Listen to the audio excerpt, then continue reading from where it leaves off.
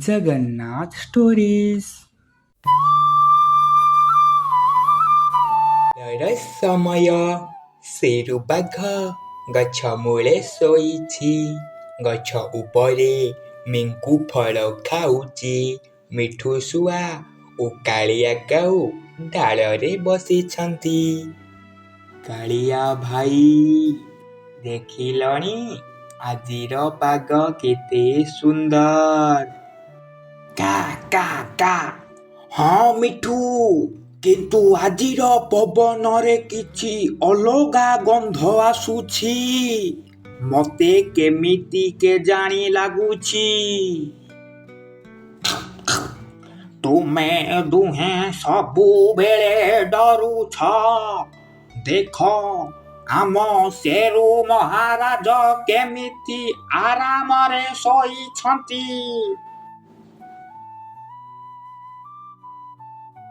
ତୁମେ ମାନଙ୍କର କିଚିରି ମିଚିରି ଶବ୍ଦ ପାଇଁ ଆଜି ମୋ ନିଦ ଭାଙ୍ଗିଗଲା। ଏବେ କ'ଣ ହୋଇଛି କୁହ?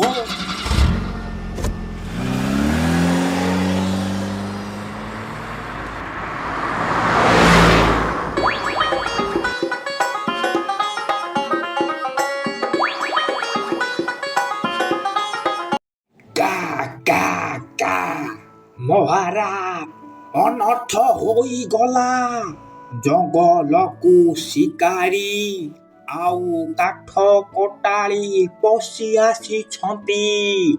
ସେମାନଙ୍କ ହାତରେ ଜାଲ ଓ କାଟୁରି ଅଛି।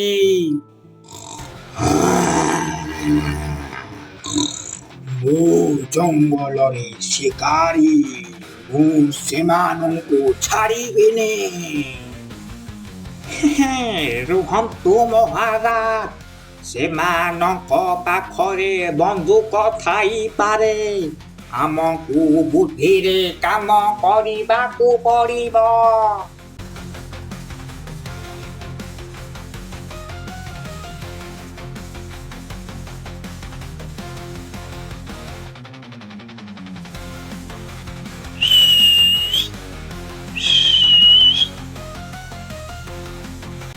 ସେତିକି ସମୟରେ ଗଛ ଉପରୁ ଶିକାରୀମାନଙ୍କ ଉପରକୁ ପଥର ଫିଙ୍ଗିବାକୁ ଲାଗିଲା।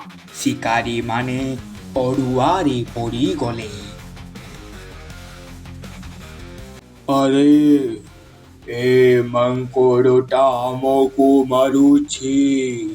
ଆକୁ ରାସ୍ତାରୁ ହଟାଇ ଦିଅ।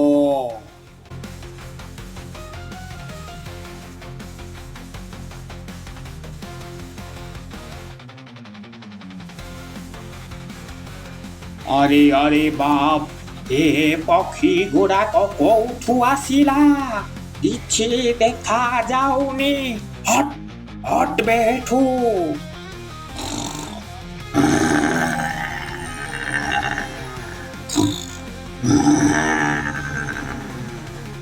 ବାପ ରେ ବାପ, ଭାଗ୍ରେ ଭାଇ। ଏଠି ପୁରା ଜଙ୍ଗଲ ଗୋଟେ ପରିବାର। ବେଳା ଭଲ ଅଛି ଯଦି ଜଙ୍ଗଲ ଛାଡ଼ି ପଳାରେ ବାପା।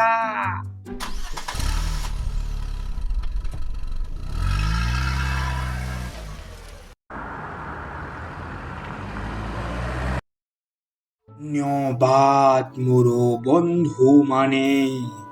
ଆଜି ତୁମମାନଙ୍କର ଏକତା ଓ ବୁଦ୍ଧି ପାଇଁ ଆମ ଜଙ୍ଗଲ ବଞ୍ଚିଗଲା।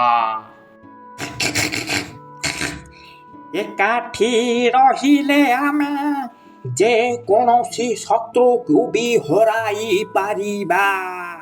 ଆଉ ସାଙ୍ଗମାନେ, ତମକୁ ଯଦି ଏହି ଭିଡ଼ିଓଟି ଭଲ ଲାଗିଥିବ ତେବେ ଆମ ଚ୍ୟାନେଲକୁ ଗୋଟିଏ ଲାଇକ୍ ଏବଂ ସବସ୍କ୍ରାଇବ୍ କରିବାକୁ ଭୁଲିବେ ନାହିଁ।